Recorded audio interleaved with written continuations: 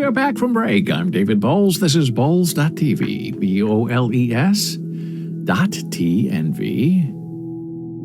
You can watch our video on demand on Twitch by subscribing for $5 a month, or if you have Amazon Prime, you get a free month.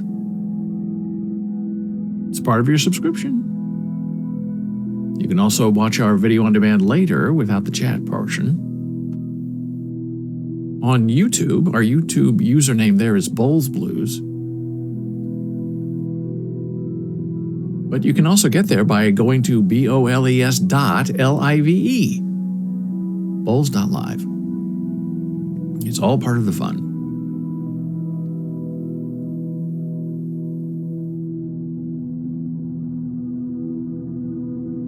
So, we've had a very interesting conversation about chess and wealth and fame and purposing.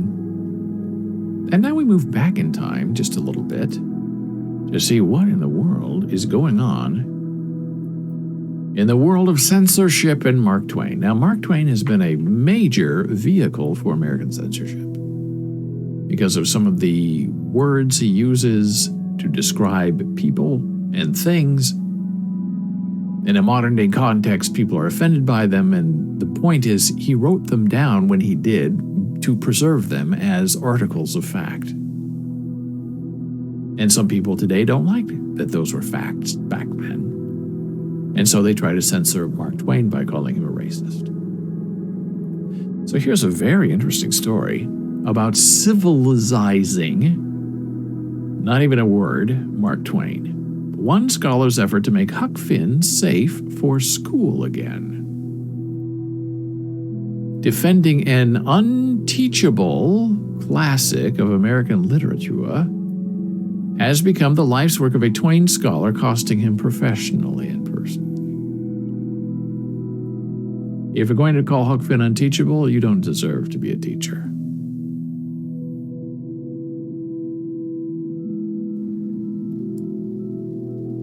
All American literature, Ernest Hemingway once proclaimed, comes from one book by Mark Twain called Huckleberry Finn. Despite such accolades, this masterwork from Twain, the pen name used by Samuel Clemens, has been slowly disappearing from American classrooms. A development primarily driven by the novel's repeated use, 219 times in all, of that uniquely offensive term that we uneasily refer to as the N-word. They won't even type the N-word here because it's too offensive. And I have been warned, if you speak the N-word on your live stream, you will be banned for a violation of terms of service. Now, I'm not calling a person that. The character's name is N-word Jim in Huckleberry Finn. But I've been warned, don't do it. You'll get a ban. I've written about this in bolesblogs.com many years ago, before there was anything like a live stream. The name of the character is the name of the character. Upon publication in 1885, The Adventures of Huckleberry Finn was almost immediately banned by public commissioners in Concord, Massachusetts, who described it as racist, coarse, trashy, unelegant, irreligious, obsolete, inaccurate, and mindless. It and The Adventures of Tom Sawyer have been frequent and consistent entries on lists of banned books ever since. Well, now, here we go.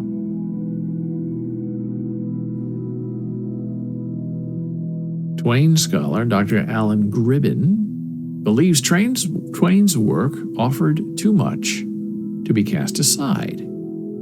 So a decade ago, he approached a publisher with the idea of producing new editions of both Tom Sawyer and Huckleberry Finn that replaced the offending term with the word slave. Now today, that wouldn't even go. Slave wouldn't go. The N-word doesn't go, and the word slave doesn't go, because you're hurting the feelings of white children by using those terms. Not black children. It's white children who are offended. who are made to feel uncomfortable in the classroom. Sometimes education is uncomfortable. Sometimes learning new things that you never knew about before can be uncomfortable. And what's wrong with that? In an odd twist of fate, however, Gribbin found himself ostracized within the Twain community, a victim of the sort of cancel culture he was attempting to work around. Well, you're editing two great novels, censoring them with your own perceived tone of righteousness, and you don't expect kickbacks from the community of Mark Twain, of scholars, of people who love the works as they are, as they sit. He nevertheless stands by these new editions, which he insists represent neither decree nor censorship. Well, they do. Excuse me. Rather, Gribbin argues they are an option around censorship, a seminal work in the curriculum. But they've been edited and changed by you, so they're not the same thing anymore. Gribbin recently spoke with the governing editor at large, and this is their conversation. Were these new editions of Twain something that grew out of your work? My lifelong project has been a study of Twain's reading. Twain gave away 2/3 of his book before he passed away, and then his daughter sold the remnants. So it's taken half a century to track them down and record his marginalia to try to understand how it all affected his life and his writing.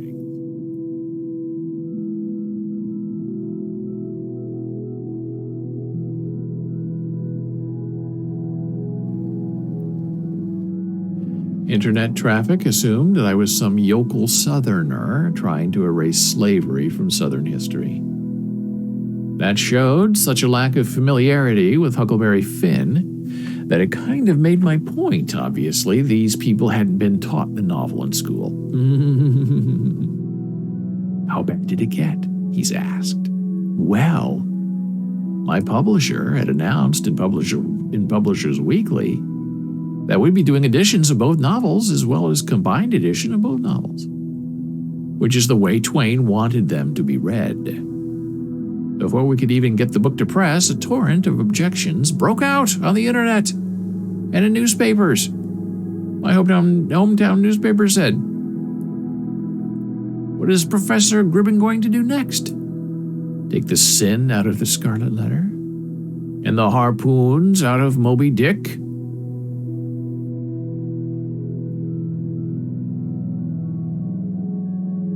The most frustrating part was that the press entirely ignored the fact that we were simultaneously bringing out optional editions that were identically paginated and in Twain's original language, allowing people to choose how they wanted to encounter these novels. Now, who are you to decide that?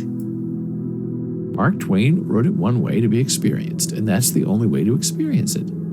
Mark Twain does not need you, 100 years later, to come in and do light editing for him. No one wants it. No one asked you to do it.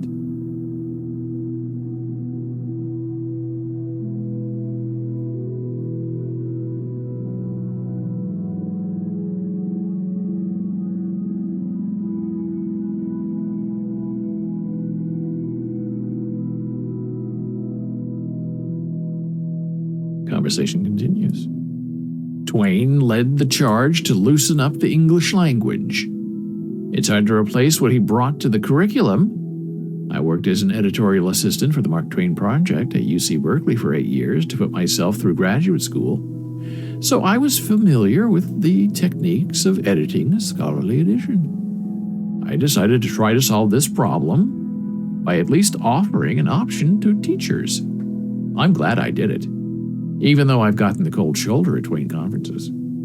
This has separated me from some of my most cherished friends in the Mark Twain field. But what do you expect? It's like taking a Rembrandt and saying, the color in the background is wrong, so I'm going to make a scholarly choice and repaint it in pink. You're harming both the people and the object and the product and the teaching and the learning when you decide you know more than the original creator. Just ridiculous.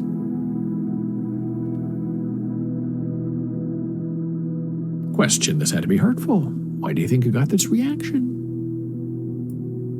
He replies, well, a lot of scholars would rather not teach Twain than change his language. One group that feels very strongly about this is what we might call textual purists. I guess that's me.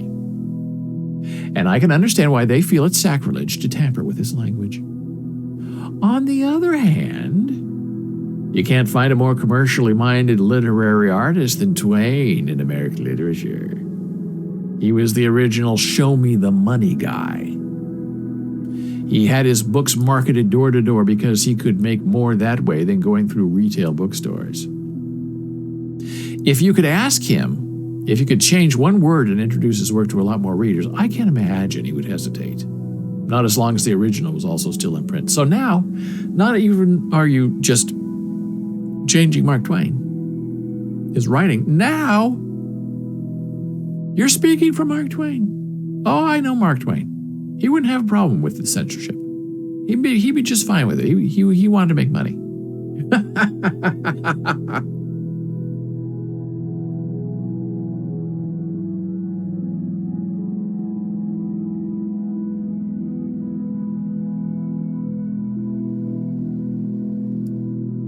He continues. The thing that has wounded me the most has been the frequent charge of censorship. People seem to have lost all sense of the real meaning of that word. Censorship is when a government or church issues an edict that a certain book cannot be published or sold or read. A military junta took over Greece in 1967, and they issued a list of prescribed books that were not to be published or read in Greece. Huckleberry Finn was the third title on that list because, I suppose, it questions authority.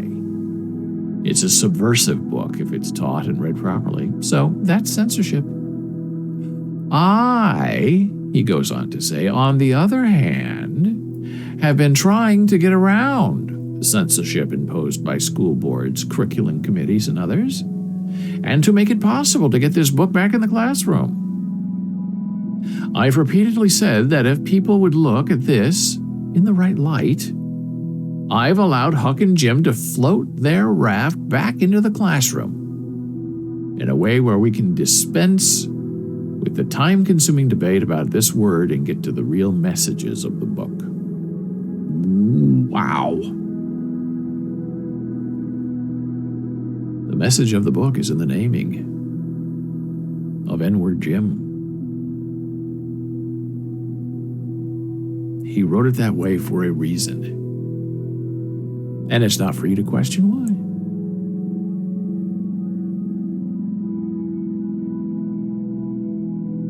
And that's the problem we have today, where people think that they know more than the original artist. Well, we'll just go back and change it. There was an incident that I am now remembering. Triggered, I guess. Being back in junior high school, and we had made some kind of audio story, and the devil was in there, and several friends of mine got together and we recorded it on a cassette tape. Very crude, very rudimentary. And we would do different voices by talking to garbage cans, by changing our voices. I think there were 3 or 4 of us in the group, and we stayed late after school. Some had to go home. Some came back to the school. We were there till like 10 or 11 at night to finish this. And I had written the script, and I had directed it, so I felt a certain urge to see it completed, to see it done. And I was also the major actor in it because there was a time for about 4 hours where I was the only one there, and I had to voice all the other voices. And so the end of the little presentation was about 15 minutes. Was the devil making a joke saying, "To hell with you, buddy." Okay. And there was only one copy of this.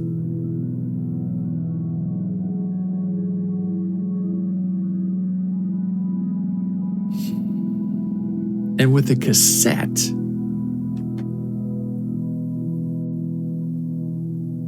there are tabs on the top that you flick out to preserve the cassette from being recorded over.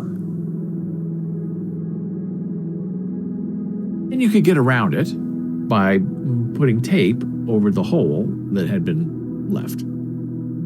Because there's a little thing in the device that comes out. If it can pop into the holes, then it won't record.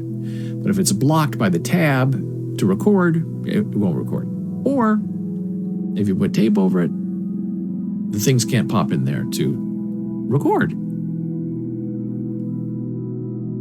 So we had this old-fashioned tape player. I think this must have maybe been the 8th grade. And we were playing our performance, and the class was laughing and getting along, and the final joke was, yeah, to hell with you, buddy. Applause. We took our bows. Wonderful time. Success. Grade A. Great. Wonderful. Then I had a handwritten script, and other people in our group had then copied my script and written it in their hands, so we had copies of the script because we didn't have... There were Mimeo machines where you get high on the juice just by smelling it. Didn't have copy machines back then, really. And if you did, they were very expensive. They were not. And so, it's the aftermath of the performance, and we're all hanging around.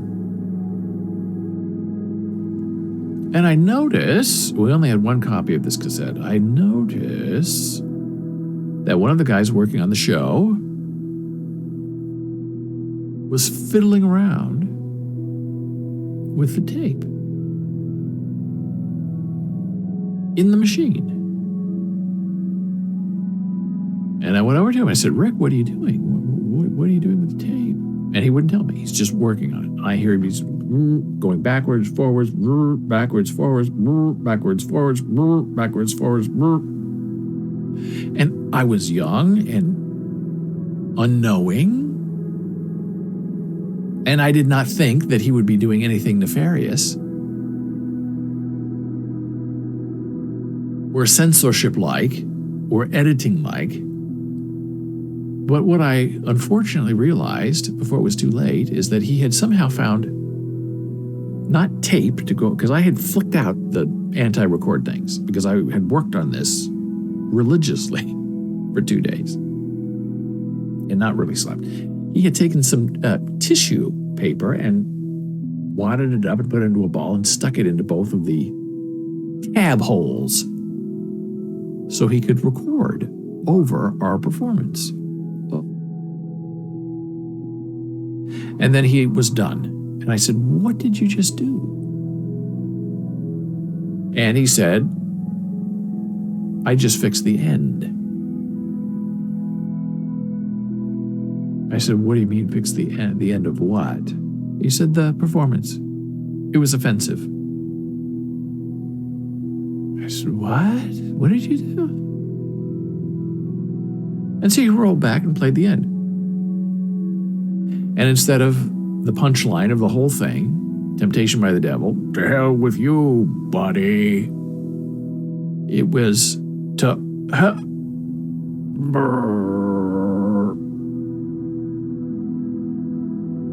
He had erased the final line of the script. So none of it made any sense because the devil had been excoriated and sent back to hell, and that was his last line, to hell with you, buddy. And I couldn't believe it. I just stood there. I was ready to either cry or punch him in the face. And I was finally able to use my words. And I said, Rick, why did you erase the last line of the script? And he said, well, the hell, that word, that's anti-God. It goes against God. And we can't have that in our presentation. I said, but it was just presented to the entire class. It's over. Why are you editing it afterwards? And you could have brought this up earlier. You've read the script. It's in the script. It's been there since day one. You could have been there during the recording, but no, you chose to go home and have dinner while the rest of us stayed and worked. And who are you to come in later, take the cassette, stick tissue paper in it, intentionally, put it back in the machine, record back and forth, back and forth, back and forth, and erase the last line. And he just said, well, there's nothing you can do about it now. And I don't think we ever spoke after that. And we had sort of been, close associates, not deep friends, but, we knew each other. But that was a betrayal of intention and purpose and of the group and of the mind that has stuck with me for now 50 years, whatever, 45 years. Absolutely shocking. But is it any different from this guy who thinks he knows better than to edit Mark Twain and take out the words he doesn't like? And to say then that, I know Mark Twain would be very comfortable with it because he was all about money. Now, I'm not saying I'm Mark Twain, but I'm saying if I'm an 8th grader and we all create something together and we agree this is what it is and that it's funny and it gets a laugh, one of us just can't go behind our backs and take the cassette and edit it and claim they're taking the high religious road and get away with it without some kind of cathartic penalty coming his way later in life. And these are the decisions we are forced to make as people who try to live a straight life in an unruly world.